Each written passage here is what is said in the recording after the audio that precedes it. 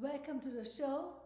This is all about Hollywood, the dark side of Hollywood and the brilliant side.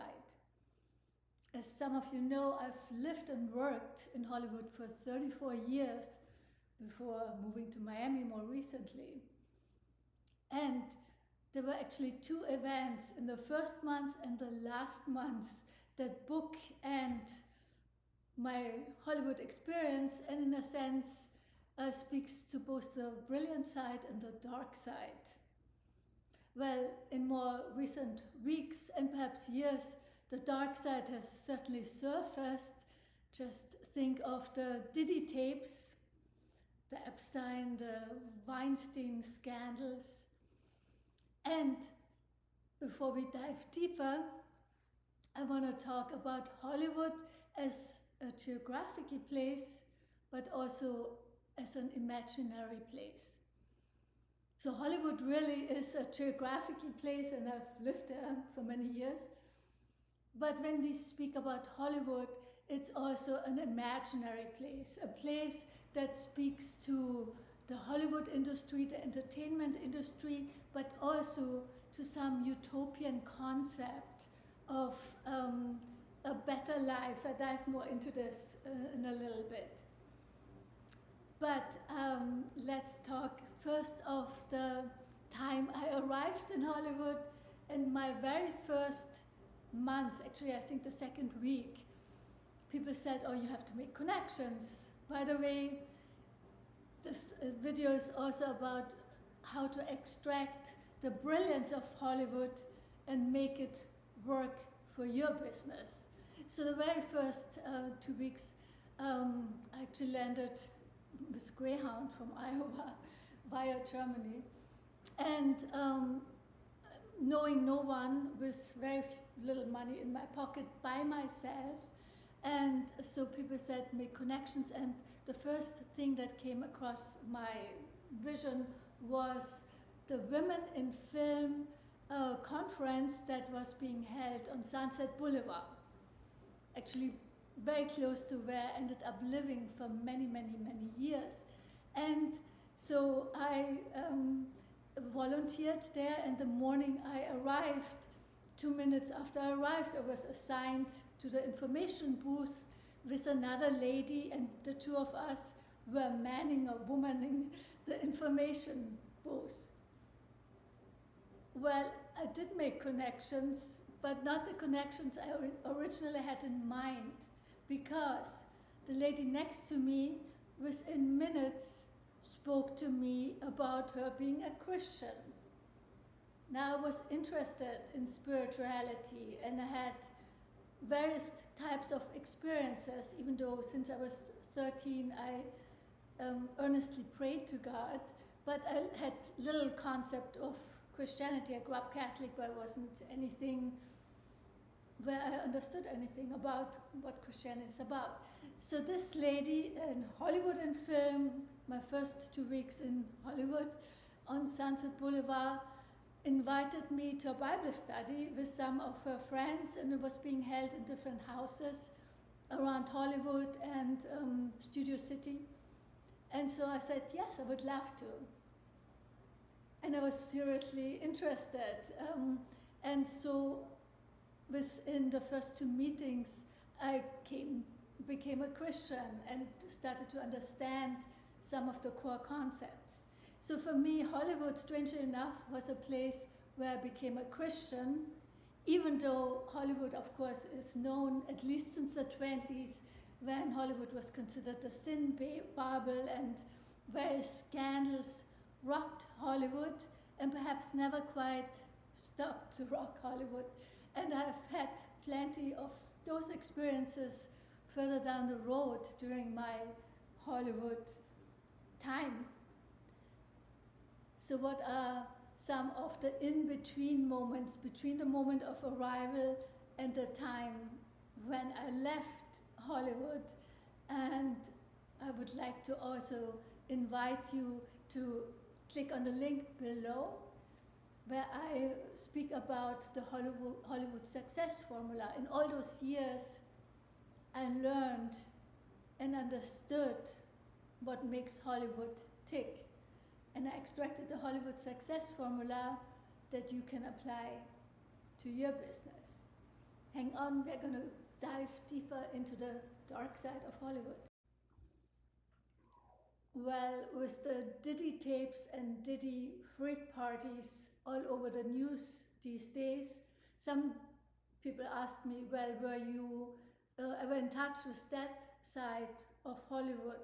And yes, I was, though not involved in the Diddy parties, of course, but you can hardly avoid that side of Hollywood. I arrived in my early 20s, mid 25, in Hollywood, and so it's a time when you certainly would have plenty of opportunities to be part of that, even until the last few years when I was there. For instance, I would be invited to parties in amazing Hollywood mansions, but there was the caveat, no male companion allowed. Well, I showed up with my then boyfriend anyhow, and they looked me up and down, and she said she can come in, but he can't. So we took a quick tour around the mansion with spectacular views, but it was very soon evident this was a party where very rich men were looking for the right female partners, and so men were not invited. So of course I left, and there are many other of those incidents. I dated a billionaire with a B for a while, even just the last few years prior to leaving Los Angeles, who, those of you who know Los Angeles may know his name, but he owns half of Benedict Canyon. But underneath all the glitz and glamour, the stunning vase, there was a very dark side in terms of his ripping off people and not being necessarily very honest. So throughout my time in Hollywood, I had this duality. On the one hand, I had become a Christian, and on the other hand, there was this pull of Hollywood, the glitz and glamour of what it had to offer, which many times were not part and parcel of the same vision. I want to say something about Hollywood as an imaginary place, in addition to being a geographical place. See, America was built on the idea of humanity getting a second chance. They had messed up, they had corruption and crime and cruelty had taken over humanity. Humanity had messed up, and the utopian potential, though, still propelled humans onward. And here was a seemingly new Garden of Eden, notwithstanding that, of course, Native Americans already lived there, but in the imagination of this European wave that came to the Americas, it was uncharted territory, and with it came the idea to be free of the oppression and the sins of civilization up to that point, including, of course, the king. This is why America then started as a country ruled by the people, of the people, and by the people. But for our purposes, Hollywood, there was also a certain kind of disillusionment. As the frontier, the geographical frontier moved forward, St. Louis and onward, the Wild West, the sins, of course, and corruption and crime of civilization followed along with it. As a result, the frontier, the place between civilization and seeming wilderness, was always the frontier of the hope for the utopian potential. Still, there was open spaces where everything was unlimited, everything was open, everything could be reimagined, and as long as this frontier existed geographically, so did this hope for a new utopia, a new start for humanity. Well, it all ended at the Pacific Rim, and the frontier closed. It literally fell down into the Pacific Ocean, if you will, and with it the hope of a second start of humanity, starting with a better place, more just, more freedom. Instead, civilization encroached along the frontier until there was no more places to go. So just at this point, just as the frontier closed around 1860, 1880, actually, the movie industry started. And with that, not just a new source of entertainment that was accessible to all. Before, entertainment, the opera, the theater was accessible to the rich, the wealthy, the educated, and not to the lower class. Now the lower class could see a Shakespeare play on film and be educated and entertained at the same time. And with it came a new frontier, an imaginary frontier, a frontier where everything could be possible again because you could imagine it in the movies. Fantasy movies, outer space movies, anything could be reimagined in this new frontier, not the geographical frontier that I closed, but this new border, this new frontier of the imagination of the movies. And in a sense, Silicon Valley, just a little bit further up north, took up that mantle as well with technology. The impossible became and has become possible.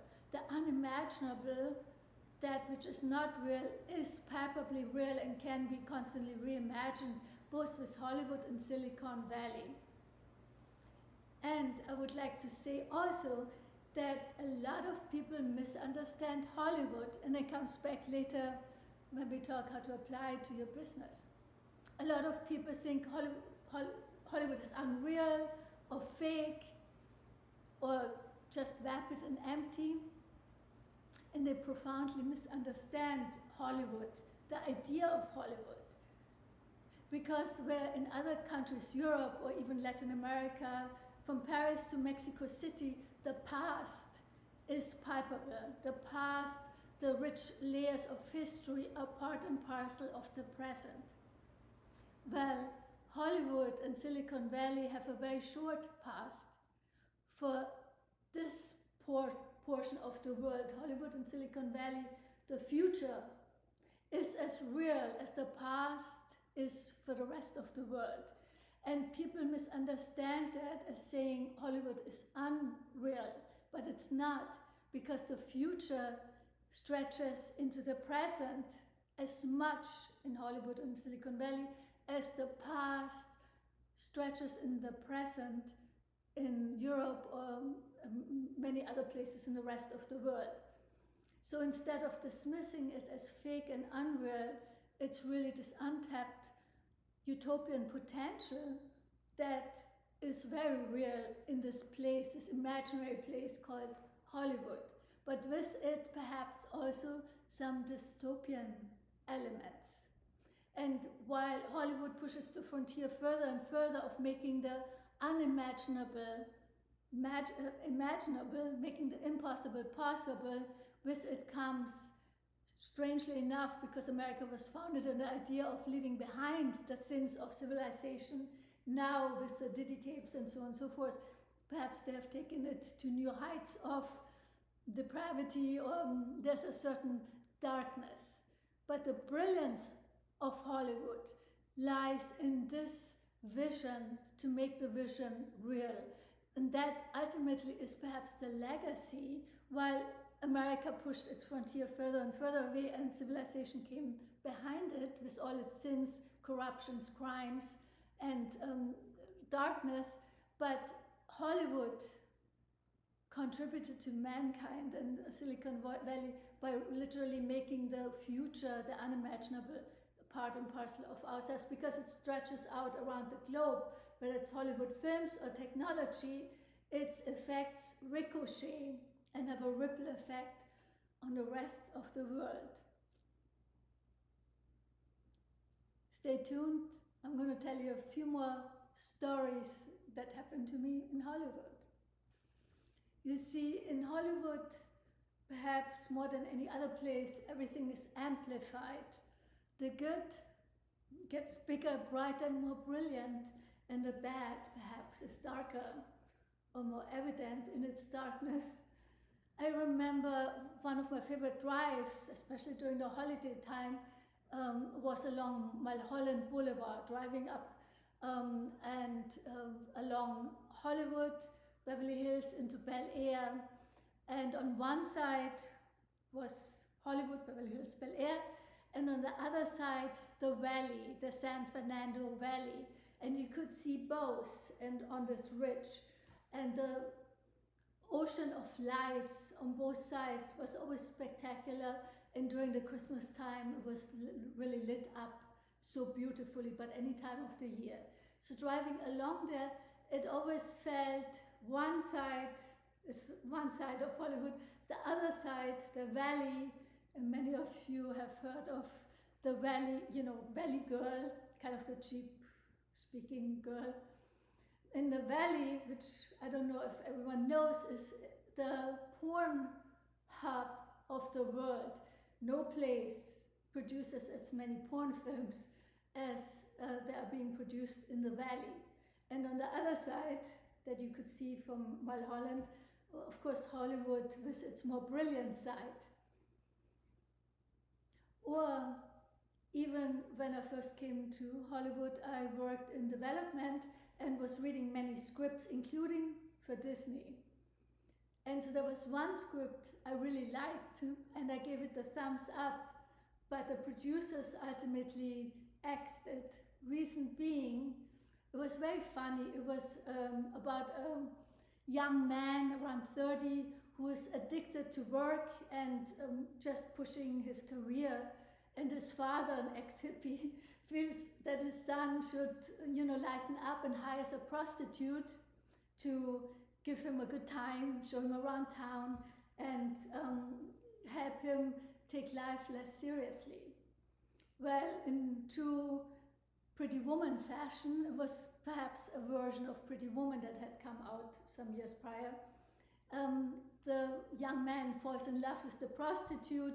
There are complications as he finds out she was hired, but all ends well. Well, Disney at that time, despite my recommendation to develop it into a romantic comedy, axed it because Disney at that time felt their image would be hurt by the idea of a father hiring a prostitute. That was not part and parcel of the agenda of Disney, and I got a list of do's and don'ts what a Disney movie could entail. You could not have an unwed mother, for instance. Well, how things have changed, kind of like driving along Mulholland.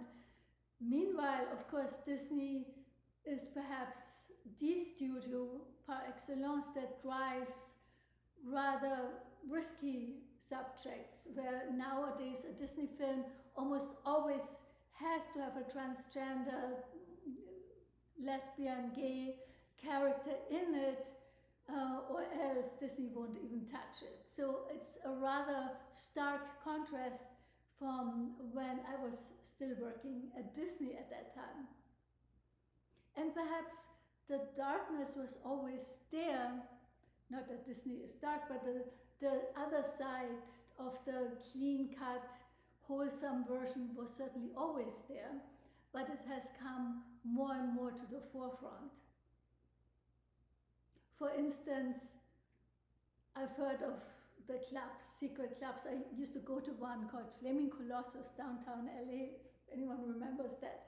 But private clubs. But there was one down my street, even in the last years before I left Los Angeles. And the only reason I knew about it is because I knew the manager.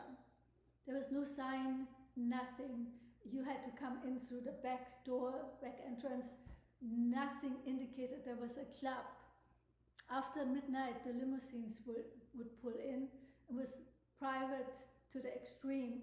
So Jay-Z, Beyonce, Madonna, and more would be participating in this club. Well, rumor has it, it was, you know, more or less a ritualistic club of Illuminati and other people. I know for sure, for a fact, that Madonna was banned from that club She was no longer allowed in this club because she had violated some of their rules.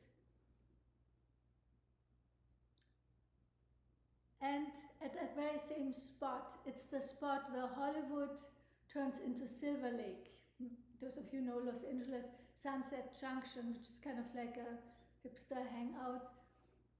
This is the area where the club was, or still is perhaps. I saw a big banner across Sunset Boulevard, high above, and I had to drive through it daily because I was driving Sunset Boulevard every day.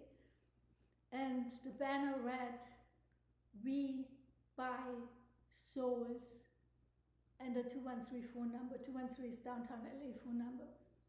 And it was appalling because I know some people were down and out and perhaps would call this number, and I knew it wasn't a joke. And it felt horrendous even having to drive through it, and then it disappeared.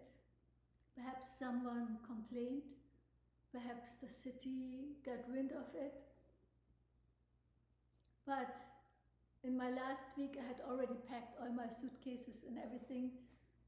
As I was driving down Sunset Boulevard, there was again, "We buy souls," just around the corner where this club is located.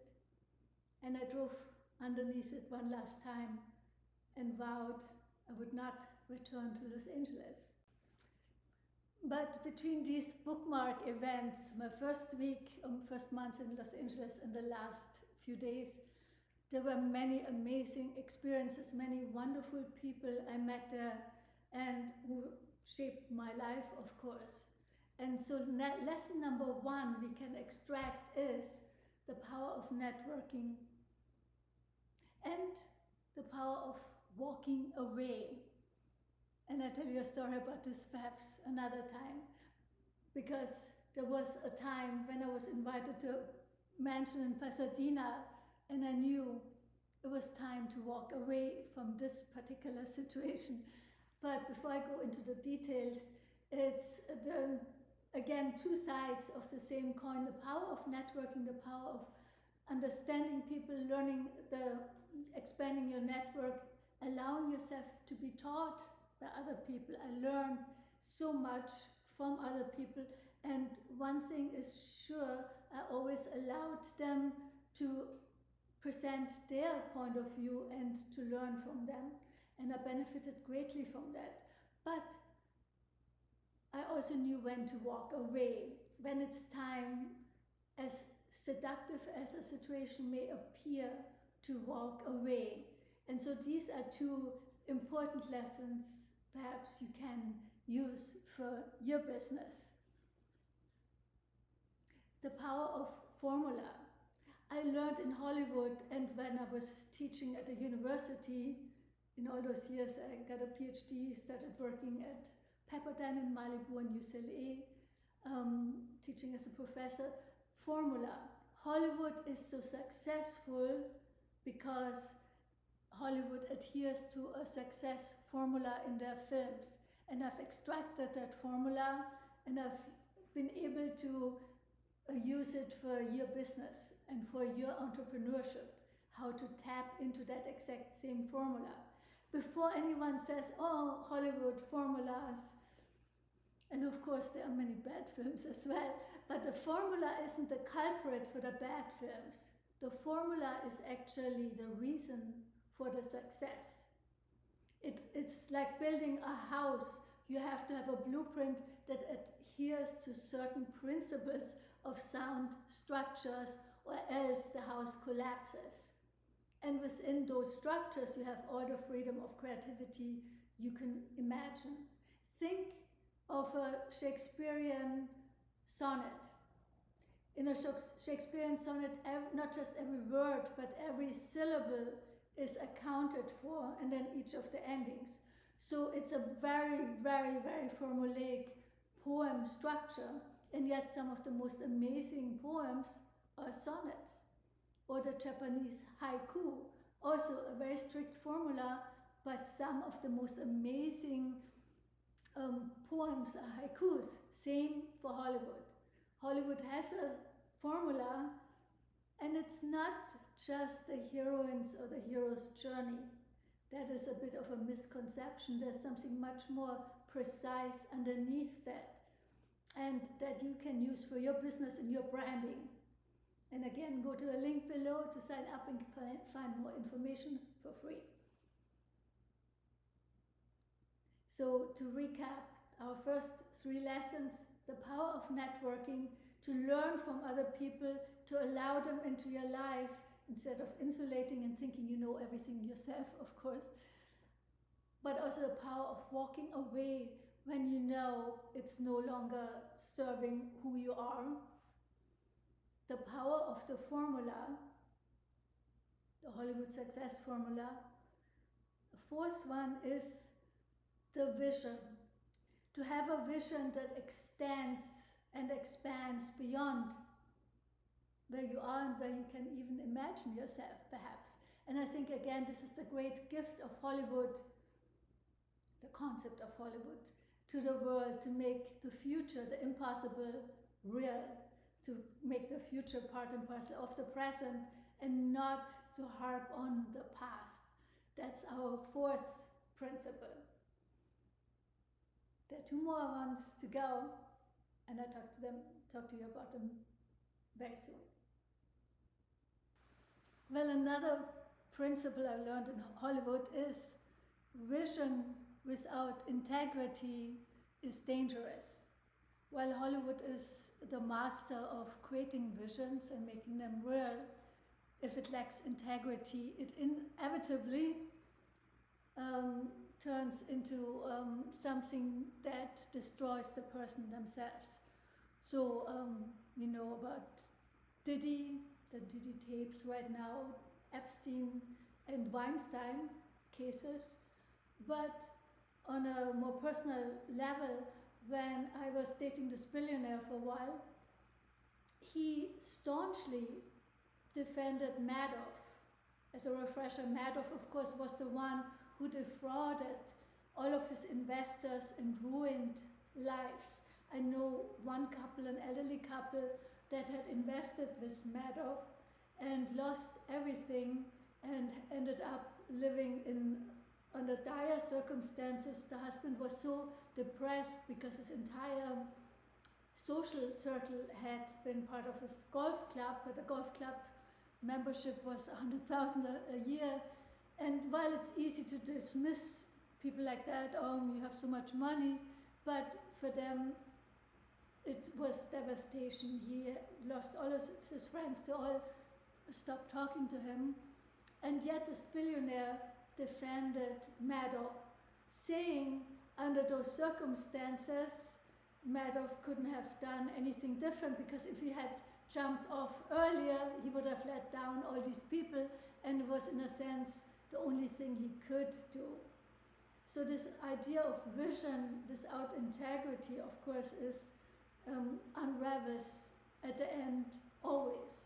Just like this billionaire, as I found out later, part of why I broke up with him, was dealing very unethically with other people that were dependent on him and that worked for him.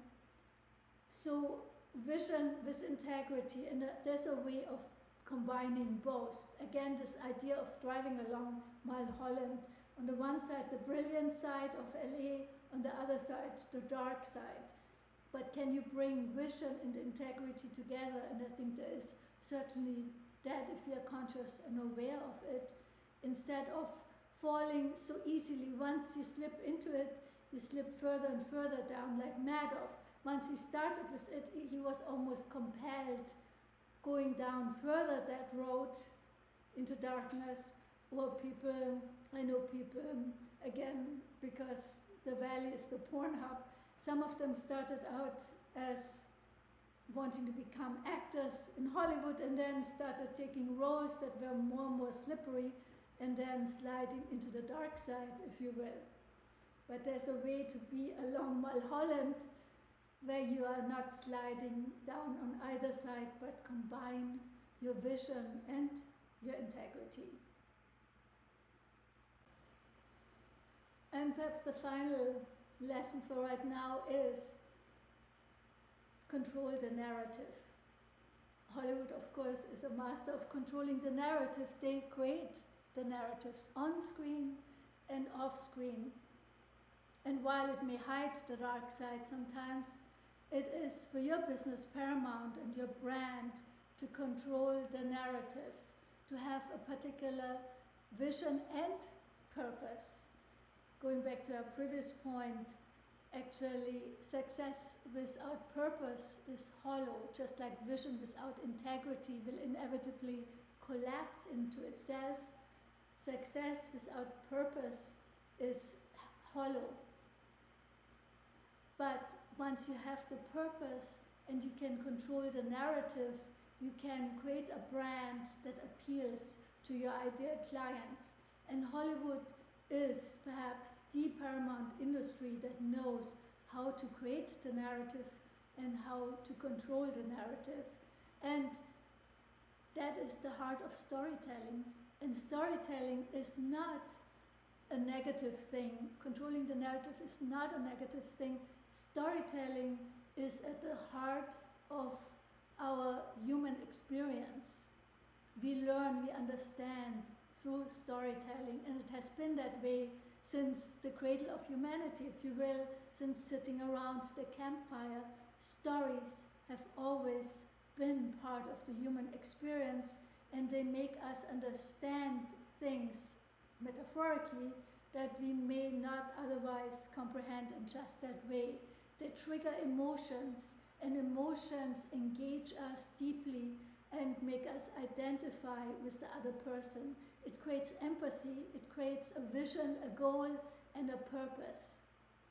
So at the heart of Hollywood is to create the narrative and to control the narrative.